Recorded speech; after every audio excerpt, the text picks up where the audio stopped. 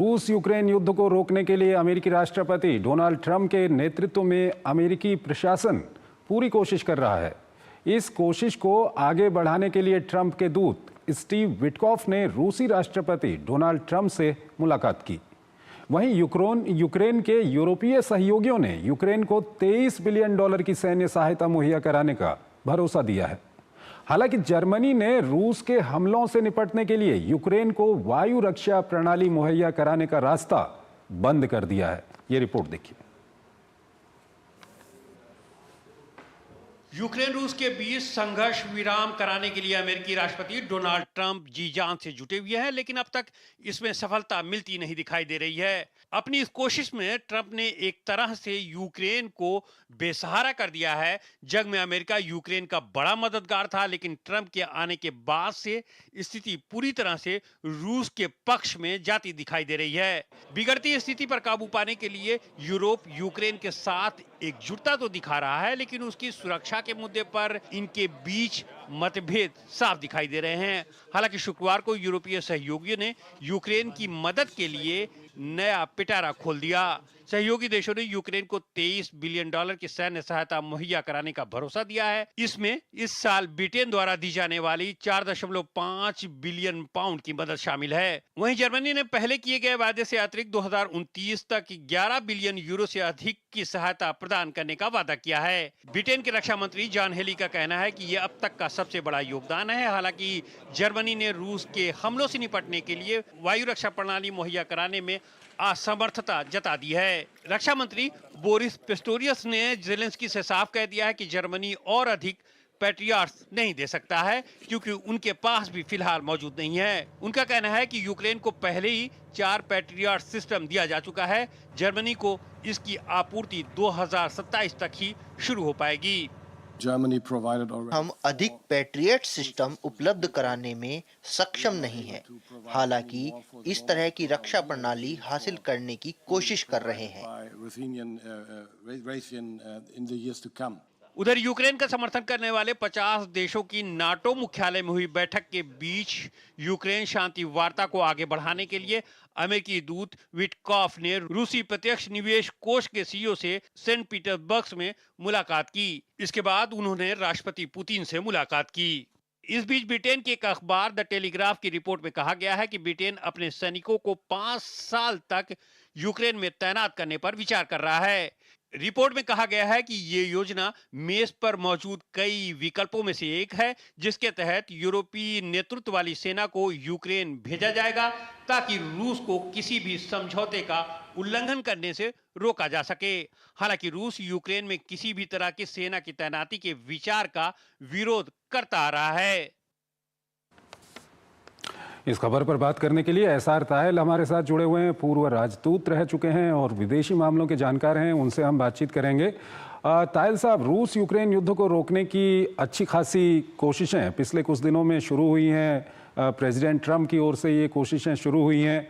एक दूसरे की एनर्जी फैसिलिटी पे हमला न करने को लेकर के सहमति भी बनी थी। ब्लैक सी में जो वाणिज्यिक जहाज़ हैं उन पे हमला न करने को लेकर के सहमति भी बनी थी। लेकिन जो खबरें आ रही हैं उसमें ये भी आ रहा है कि इस सहमति को दोनों पक्षों में से किसी न किसी पक्ष ने तोड़ा भी है। हर दूसरे तीसरे दिन इस तरह की खबरें आती हैं। इस सब के बीच स्टीव विटकॉफ जो अमेरिका के दूत हैं वो राष्ट्रपति पुतिन से उन्होंने मुलाकात की है। दूसरी ओर जो यूरोपीय देश हैं, नाटो के एलाई हैं, वो यूक्रेन को सैन्य मदद देने की आज उन्होंने घोषणा की है।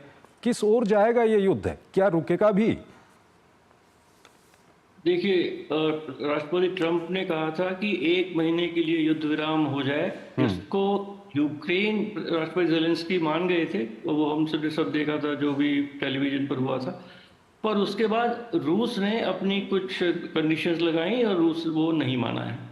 देखिए, इसमें मैं समझता हूँ कि 4 खिलाड़ी हैं इस पूरे युद्ध में। एक तरफ है रूस, दूसरी तरफ है यूक्रेन, यूरोपियन यूनियन, नेटो तीसरे, और अमेरिका।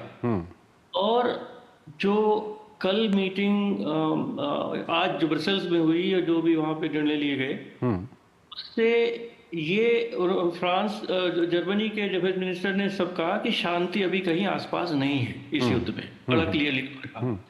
दूसरा, उन्होंने $25 बिलियन का सहायता अगले 4-5 साल में यूक्रेन को दी जाएगी। तो यूक्रेन के पीछे पूरा यूरोपियन यूनियन, नेटो खड़ा हुआ है। 51 देश इस में थे।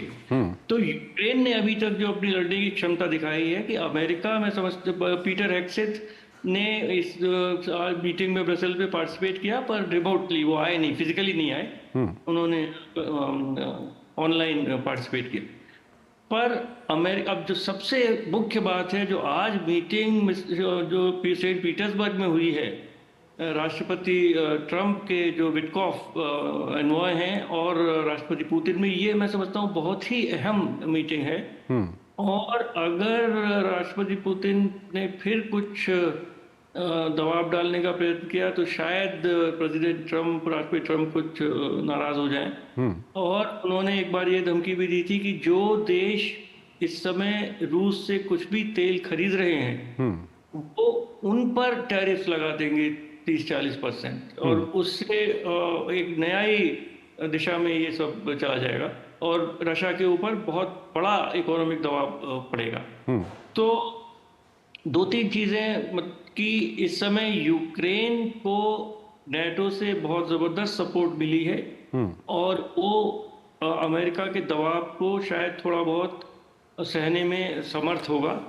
लेकिन सर, यहाँ पर ये आपसे जानना चाहेंगे, क्योंकि यूक्रेन के साथ खनिज डील जो अमेरिका करना चाहता था वो नहीं हो पा रही है। ज़ेलेंस्की उसमें कई तरह की शर्तें लगा रहे हैं और इसका फ़र्क ये पड़ रहा है कि अब जो यूक्रेन को अमेरिकी मदद मिल रही थी वो नहीं मिल रही है।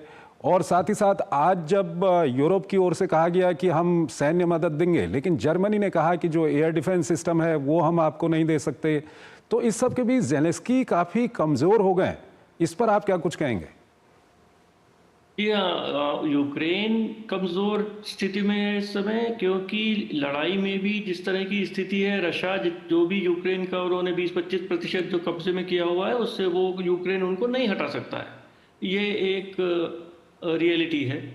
दूसरा, पर यूरोपियन यूनियन ये प्रयत्न कर रहा है कि राष्ट्रपति ज़ेलेंस्की बिल्कुल ही हार न मान जाए और रशिया से लड़ते रहें। क्या ये यूक्रेन के हित में है? दूसरा, अमेरिका क्या बिल्कुल यूक्रेन का साथ छोड़ देगा? क्योंकि हथियार नेटो देश दे सकते हैं, पर कुछ इंटेलिजेंस और जो अमेरिका सप्लाई करता है वो यूक्रेन के लिए बहुत ही आवश्यक है लड़ाई को आगे बढ़ाने में। आज ब्रिटेन के डिफेंस सेक्रेटरी ने कहा कि हंड्रेड्स ऑफ थाउजेंड्स ड्रोन्स दिए जाएंगे यूक्रेन को। तो इन ड्रोन्स से ये तो रशिया के कोने कोने में थोड़ा बहुत छोटे मोटे बॉम्ब फेंक सकते हैं, उससे रशिया की जनता को भी तकलीफ होगी, तो वो प्रेसिडेंट पुतिन के लिए अच्छा नहीं है। तो मैं समझता हूँ कि दोनों, रशिया और यूक्रेन दोनों एक बिल्कुल ऐसे में काफी मुश्किल हो गया है। जो शांति वार्ता वहां पर शुरू की गई थी उसके कुछ अच्छे परिणाम आए, लेकिन जिस तरह के हालात बने हुए हैं इसमें काफी मुश्किलात अमेरिका के लिए भी आ रही हैं और रूस के लिए भी काफ़ी मुश्किलात हैं कि वो किस तरह से मानेगा, क्योंकि यूरोप लगातार यूक्रेन के पीछे खड़ा है। तो ये काफ़ी महत्वपूर्ण होगा देखना कि आने वाले समय में किस ओर ये बातचीत और ये युद्ध जाएगा। क्या युद्ध रुकेगा? ये एक बड़ा सवाल है। ताहिल साहब, बहुत बहुत धन्यवाद आपका हमारे इस कार्यक्रम में जुड़ने के लिए। और एक छोटा सा ब्रेक लेते हैं। ब्रेक के उस पार हम आपको आज की कुछ और महत्वपूर्ण अंतर्राष्ट्रीय खबरें बताएंगे।